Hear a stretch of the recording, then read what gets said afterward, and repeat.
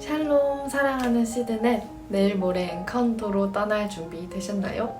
오늘 본문 말씀에서는 엔카운터에서 만날 우리 예수님이 십자가 위에서 숨을 거두실 당시 죽음 직후에 일어난 일들이 나오고 있습니다.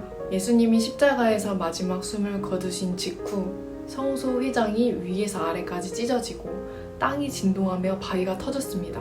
심지어 함께 잠들어 있던 성도들의 몸이 일어나는, 정확히 말하면 죽어있던 성도들도 부활하는 일까지 일어났습니다. 이러한 현상들을 통해 예수님이 십자가에서 돌아가심과 동시에 구원의 일을 완성하셨다는 것을 알 수 있습니다. 그런데 오늘 본문 말씀에서 한 가지 주목해 볼 것은 다시 살아난 이들이 곧바로 무덤에서 나오지 않고 예수님이 부활하신 후에 나왔다는 사실입니다. 성소가 찢어지고 바위가 터질 때 무덤 문이 열리고 죽은 시체들도 살아났지만 그들은 예수님과 같이 사흘 동안 무덤에 있어야 했습니다. 53절 말씀입니다. 예수의 부활 후에 그들이 무덤에서 나와서 거룩한 성에 들어가 많은 사람에게 보이니라. 아멘. 그들은 이미 예수님이 십자가에서 돌아가실 때 완전히 이루신 일로 살아났지만 예수님께 약속된 3일의 시간이 지난 뒤 그분의 부활 후에야 열린 무덤 문을 나올 수 있었습니다. 그리고 그분의 부활에 연합하여 성전에 들어가 많은 사람들에게 드러내고 예수님이 하나님의 아들이심을 증거했습니다. 분명히 예수님이 십자가에서 죽으심과 동시에 우리의 모든 죄에 대해 죽으시고 온전하게 하셨습니다. 그런데 나의 몸은 아직 무덤 속에 있는 것 같은 이 3일이라는 시간이 우리의 신앙생활에도 존재합니다. 저는 2017년 뉴송처치 개척 때에 목사님과 사모님이 계시던 열방교회에서 함께 따라 나와 뉴송의 개척 시즌을 함께 했습니다.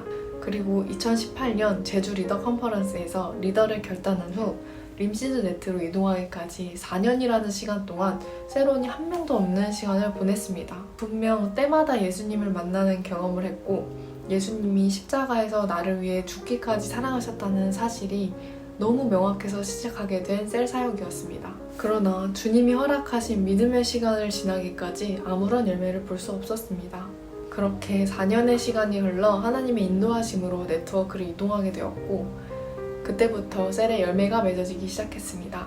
첫째, 서영이와 함께함을 시작으로 지금은 4명의 사랑스러운 빵빵이들이 더해져 함께 예수님의 사랑을 알아가고 있습니다.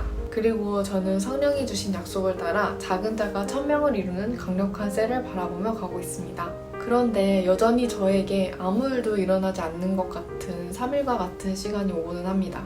제 연약함에 스스로 걸려 넘어질 때, 셀에 성장이 없는 것 같고 정체되어 있는 것 같은 때, 또 육신이 피곤할 때, 십자가에서 예수님이 완전히 구속하시고 모든 것을 이루셨음에도 나는 무덤 밖으로 나가지 못한 채 아무런 일도 일어나지 않는 것 같은 때가 있습니다. 혹시 저처럼 이미 예수님의 사랑을 알고 경험했는데 달라진 것은 없는 것 같은 시간을 보내는 시드들이 있으신가요? 그런 저와 여러분에게 오늘 주님이 말씀하십니다.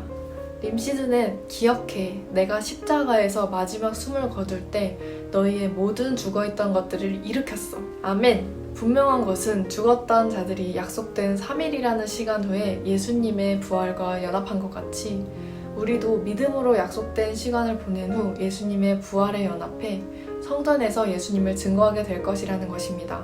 왜냐하면 예수님이 십자가에서 죽으실 때 우리가 다시 살게 된 것은 변함없는 진리이기 때문입니다.